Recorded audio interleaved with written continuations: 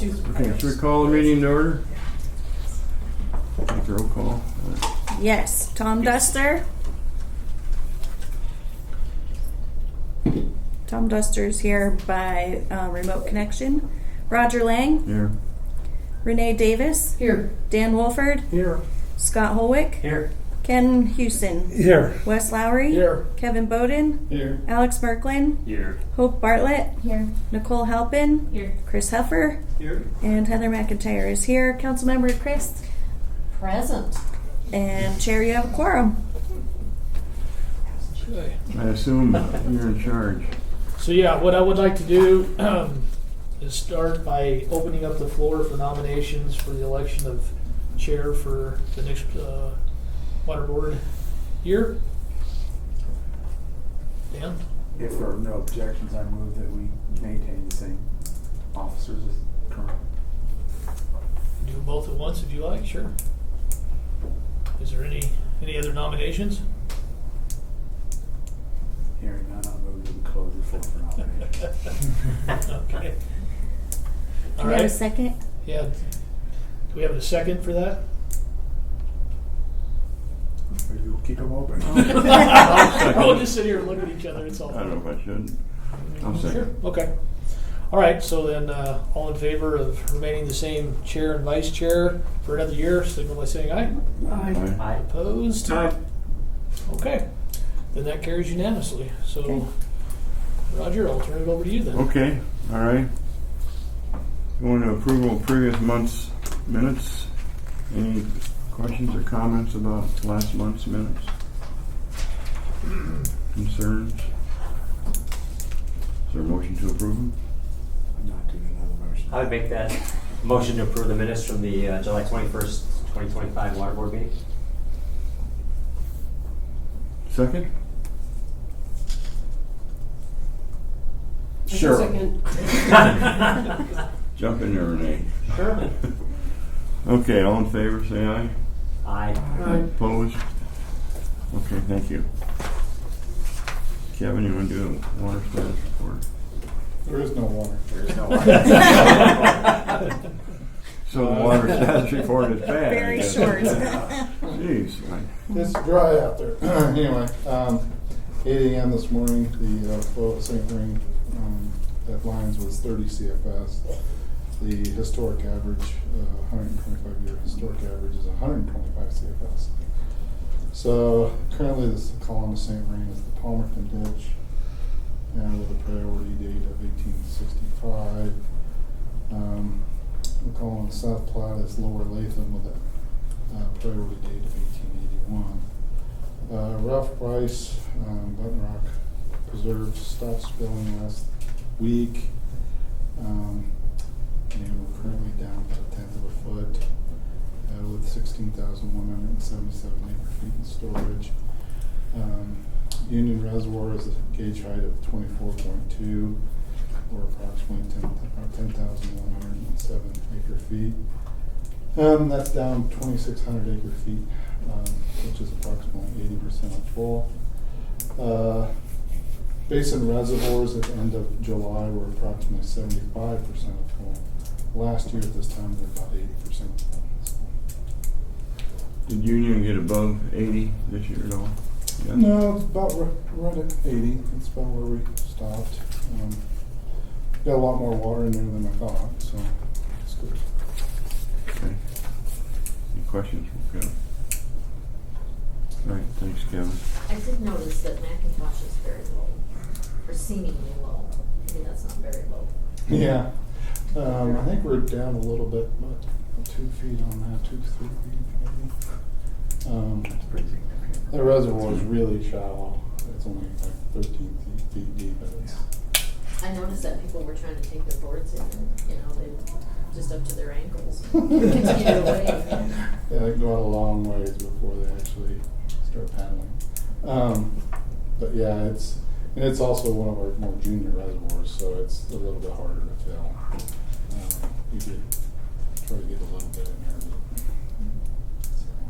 But was it Ken? Was it 2002? We walk across it. Something like that. Did you at least make it look like you were walking on the Yeah. water? Yeah, that too. Yeah, it was pretty bad. And I think unfortunately with evaporation, it's gonna continue to go down, and because it's so shallow, it's gonna seem even more so because there's gonna be so much more land that's gonna be exposed for just that extra couple more feet that'll probably evaporate, so. And not likely gonna have any more water till next runoff season to be able to get in there. But I think the company's hoping that during that low time, they're gonna be able to do some rehabilitation efforts on the west side on the dam. So they're looking into taking advantage of that lower condition, so hopefully that happens. Okay, Yeah. thanks. Yeah. Okey-doke. No public invited to be heard, I assume? Nope. Any agenda revisions? I have done. I have none. Looks like we got a busy number 8. You got any development activity? No, I was trying, I was looking hard, but there's just nothing there for you guys to look at, so hopefully next month. Okay, how about general business? No general business. Holy cow. Well, Ken, you got something for us, don't you? I've got some Windy Gap updates, yes. The first is the construction. The construction is essentially complete. One good milestone was that, as you recall the pictures of them constructing the dam over time, you could see the hydraulic asphalt core coming up with the dam. That has been done for a little while now, and they put the top on, including the road base that's on top of the dam, so you can no longer see that hydraulic asphalt core. It'll be a long time, hopefully, if you ever see it again. But that pretty much completes the vertical construction of the dam. They're mostly doing cleanup work and minor repairs, finishing up some of the hydraulic testing on some of the equipment. The quarry on the west side is quite a bit lower than the ground. They quarried down to get the rock, and so they needed to build a connection channel between the quarry and the reservoir to about 1,800 acre feet in the quarry that will become available when that channel is constructed. Originally, that was part of the design of the dam. They're still going to construct the channel, but they're going to leave one small wall of rock in place because as part of the uranium mitigation, they want to be able to pump water into that quarry, leave that in there while they do work on the main part of the dam, and so there'll be a little, and that just opened up a little bit more options on some of the uranium mitigation. Is that mitigation? I mean, is that uranium? You got a handle on that, or? Getting a handle on it. It actually, they're being very methodical about studying every aspect of it that they can do.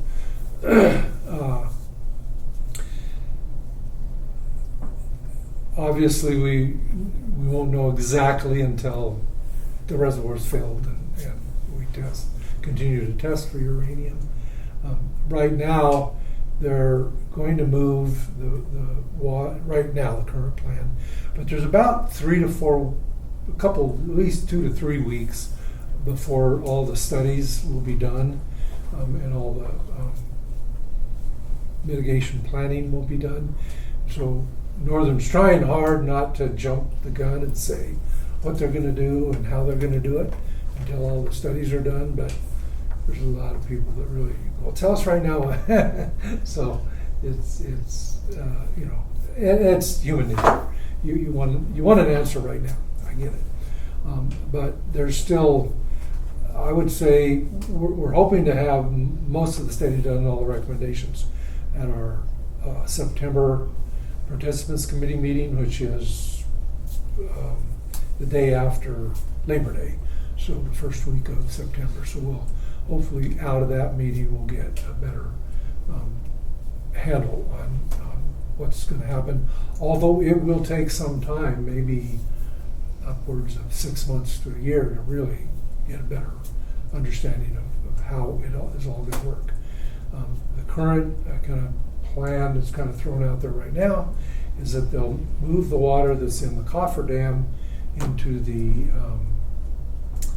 quarry, so then it's isolated, and then they'll be able to remove the cofferdam, which is one of the last things of construction, and needs to happen, but it'll keep it cleaner. Then they'll start bringing in about 1,800 acre-feet of water. Let that sit for a while, see what impact, uranium impact there is on that. Then that can be pumped into the quarry and isolate it. And then you can go ahead and refill that 1,800 acre-feet and see what a second filling does. So all of that will be good information. Probably the most positive thing I heard more recently is that a lot of the modelers and experts say, most of the uranium is in the embankment, it's where all the rock is. And the concern is that as water goes in and out of the embankment, that's what brings the uranium into the reservoir. They're now thinking that as long as the reservoir doesn't fluctuate a lot, that uranium will stay in the embankment, not all of it, but will be much slower to come out, and that they actually may be able to fill it and start operating it without exceeding any kind of Safe Drinking Water Act standards or Clean Water Act standards, either of them. That opens a huge avenue of opportunity and design. That's not known yet, so that's what we want to wait and let the studies. I, like everybody else, want to know an answer today. Yeah. Is that going to work? But that's one more. And then they're also looking at all the options for on-site treatment, all the way from packaged plants to a constructed plant. So all of that is being evaluated. They are also doing a pretty robust modeling study of the CPT system, i.e. the water comes out of the reservoir. Then what does that mean for the rest of the system? Where does it go? How does it mix? That kind of thing. And so all of that's a pretty big study effort. And it looks like, though, that there's still a number of different options for mitigation, and one of them being on-site treatment.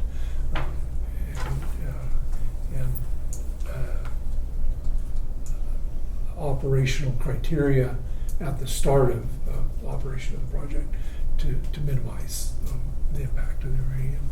So I think hopefully at the September board meeting there will be more information.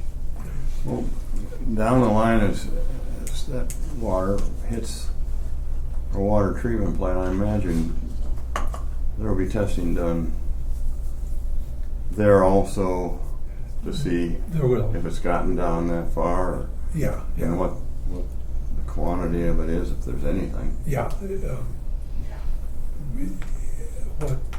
What it is, and of course our treatment process would remove 70 or 80% of it pretty easily, so it'll easily be within Safe Drinking Water Act limitations. But we also, that's a little lucky. We if there is for a period of time additional more uranium than we're comfortable with, we have a 1977 exchange decree where we can drop the CBT water into the St. Marie Creek and take a like amount of water out of Longmont Reservoir and Button Rock Dam, and which is, I'm pretty sure is what we'll do. So the opportunity to not even take it exists for us, that it doesn't for all entities. We're not. So that's certainly one avenue we have. Probably Nice option. other entities don't. Are they looking at what obviously the cost alternatives are? I mean, I'm assuming they could filter or treat, or, I mean, God forbid that they'd have to drop that water and seal the dam face or something that extreme. But Big extreme, yeah. Well, they're looking at that, Yeah, those yeah, yeah. options, but that's so is there? Yeah. I guess my question It's is there any huge. sense of additional dollars to do any of these things, or is there enough left over in reserve that? there Not- is doesn't appear to be. currently enough in the project contingency funding to do on-site treatment. And when I say that, I probably am referring to, a package plant that you would come in and operate for 2 or 3, 4 years, and treat the water as you're bringing it in. And if it starts releasing it fast enough, then you can treat that. If it's a quote permanent treatment plant, we'll call it a hard concrete treatment plant. Yeah, that's $75-100 million project, and that would require additional funding. But I think a package plant would be more than sufficient. Yeah. In addition to operational Right. I mean, criteria where you operate it in certain ways. yeah, there has to be obviously a public consideration. If you're going to be doing public voting and swimming and all that kind of stuff, and Yes. can affect Laramie County's operations. It would, although Right. I don't know what that, Down the road. that one I don't know on that criteria. It won't be, we do know it won't be open until, I think it's like 75 or 80 or 90% full. I mean, it's not gonna be open for water sport activity until a certain capacity is reached. So that might put off. I think the Chimney Hollow recreation area will open up because they're talking miles and miles of trails and camping. Right. All that.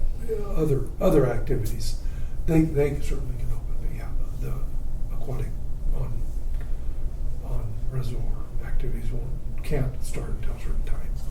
I could see that postponing it a year to 2 or 3 years.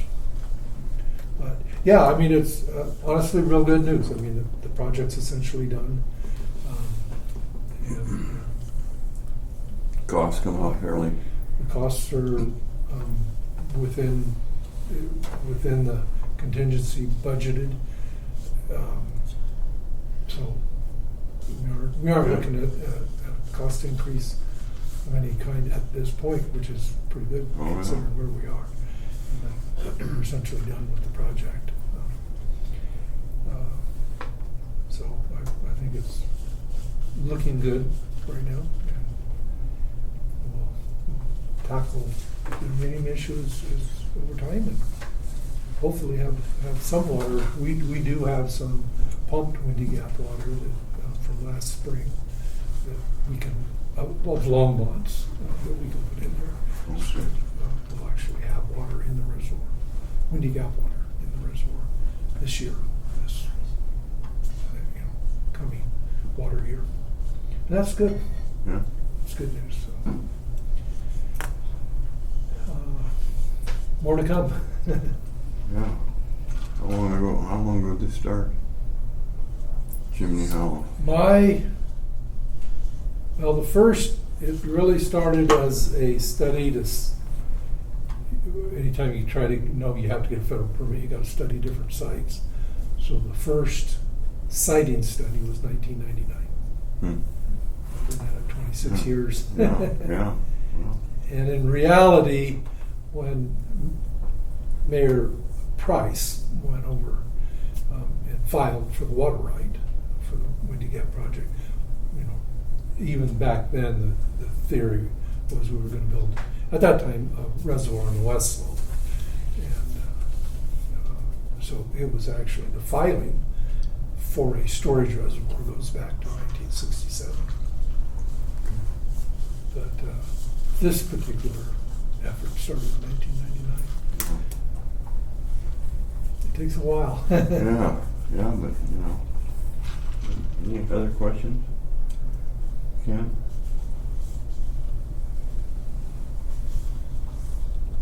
Is this all we have for items? Hope, what do you got? Grabbing.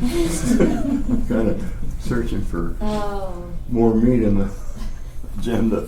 nothing this time. Okay. Next month I'll just make something up for you. How's that? Okay, all right. Okay, any comments about the major project listing or items scheduled for future board meetings? I guess now, September is when we're gonna touch on cash and lieu. What are your thoughts? I know we can kind of leave things as they are as we decided, but any thoughts of what we do to adjust what we have down the road, or methodology we're going to use, or got any comments on that at all? I think September would be a great time to talk about if we think that there needs to be different methodology discussed. I mean, it's outlined in the raw water policy right now, the criteria that would be used to base cash in lieu. Mm-hmm. But this would be a good time to review that, see if that's still applicable, if there's something else that should be added to that or whatever. And I think that's certainly that methodology discussion, something that water board could have and weigh in on. Yeah. And then from there, at subsequent cash in lieu discussions, that we could talk about what then, by using that criteria for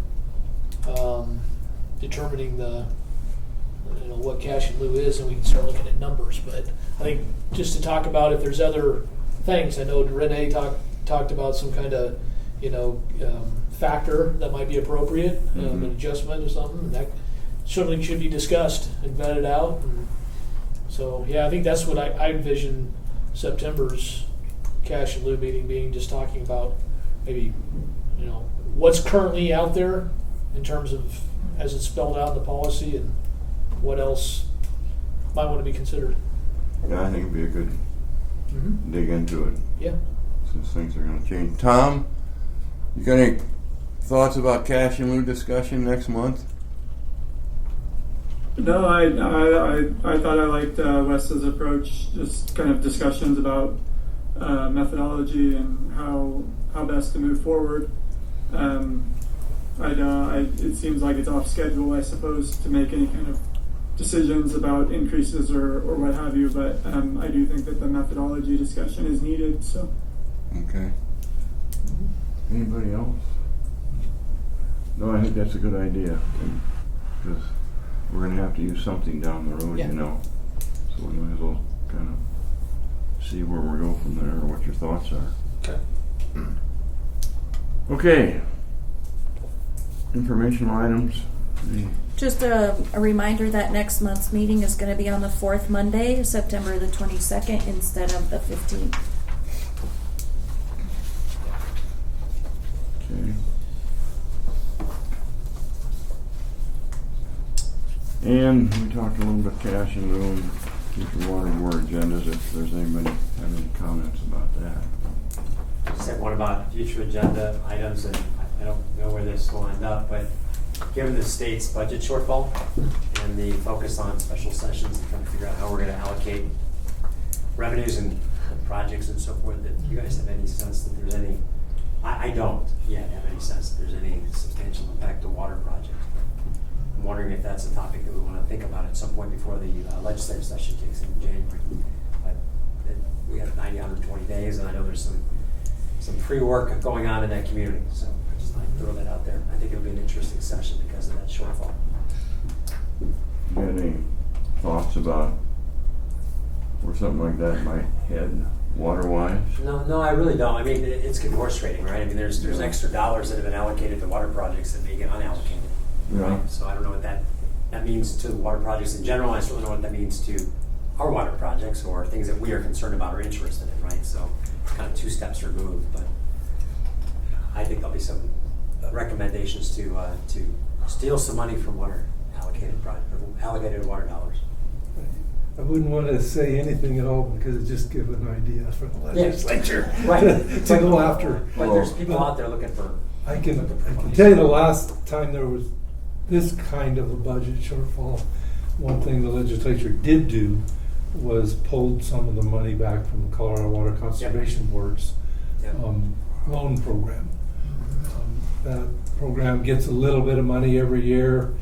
It loans out money, and when the payment comes back, that payment goes back into that loan fund. So over the years, that fund has grown. Because it grew, it helped greatly the Chimney Hollow when you got Fermi project, because the project was able to get $95 million initially for the first allocation, and then when we needed to get a little more money, we were able to go from 95 million to I think it was 165 million. And Longmont participated in that particular loan, so it was a pretty good loan amount. That was more than decades and decades CWCB even had, but because they've been able to, get an annual allocation and continue to build that up, that's been really helpful for the water community. That's probably that and money for the Colorado Water Plan. A lot of that Colorado Water Plan is funded by the sports betting revenue, and I don't have any clue whether the legislature can touch that or not. Well, the voters just approved allowing additional dollars beyond the original threshold to be put into that. Yeah. So that's harder to take away voter-approved dollars. But other states have done that recently. So, they never say never. I don't know. I'm just interested in anything that you guys have thought about or may see. And we have time. It's going to take some time to get there. But it's going to be an interesting conversation. Yeah, and I would think that they would probably, like every other year, go after rails, whereas Colorado would certainly could have an impact on operational issues like youth corps and some of that kind of stuff. But even our prices, update about using youth corps, is on that Button Rock, but it's always on. It always seems to be on the table for somebody's significant, and having $1 billion shortfall wouldn't surprise me if that's one more thing to look at. Well, the easy decision was made, no Tabor refund, so that's gone. But they're a pittance amount of money that's true. compared to what they need, so. You knew that'd be gone. Yeah. I don't want to suggest any of those things. I wasn't asking for. But, It's fine. I thought it was worth identifying as a potential agenda item. no, it is. October, November timeframe. It would be very wise to be ahead of that thought before the legislature just takes off. Diane, anything you want to share that's interesting from your end? Oh, I don't know if I have anything interesting to share. Well, we might be interested in something that isn't interesting. You're really trying to prolong this, aren't you? Well, at least I want to get a half an hour out of it, and then we start celebrating. Well, I will ask this question. What would you have me say if constituents ask me about the uranium contamination? Like, why is there uranium? And I think there is a lot of uranium in Colorado. So maybe you could tell me what you would have me say. I think probably the most pertinent point is that it's naturally occurring uranium in the rock. It was mined. Whenever you mine rock, you fracture it, and every fracture face allows a little bit of it. It's naturally occurring. It's always been in our environment, but because of the recent massive rock quarrying and rock crushing, those type of operations, it's released it to where it can come out. But there are very strict limits on uranium, both from a Safe Drinking Water Act, which is our drinking water, as well as the Clean Water Act, which are streams and rivers, environmental flows. And in fact, the Clean Water Act limit of 30 micrograms per liter is the same as the Safe Drinking Water. It's that strict. That's a pretty, very, very strict limit. And so it's the simple, in my mind, the answer is it's an issue. It's been identified, and it's being studied and will be mitigated. That's certainly not. There are a myriad of different opportunities to take care of it, and that's what is currently being reviewed. Get the best, most effective. Is it fair to say that it's also unlikely to get worse because this was just crushed rock that they added, and they're not going to continue to crush more rock? Yes, all the rock crushing operations are complete. In fact, even some of the spoils and excess rock is being put back in the quarry, and then will be capped. So that will further seal that, and then no additional uranium will be released. It's just that it tends to get around in the environment. So yeah, it's a one-time, and it's not a ongoing issue. It's a one-time kind of end of construction issue. And it's not a large amount. It just exceeds the. Exactly, it just exceeds the. This is all very constructive talking points. Thank you. Yeah, and certainly once the studies are done and some options are chosen, there'll be a lot more information.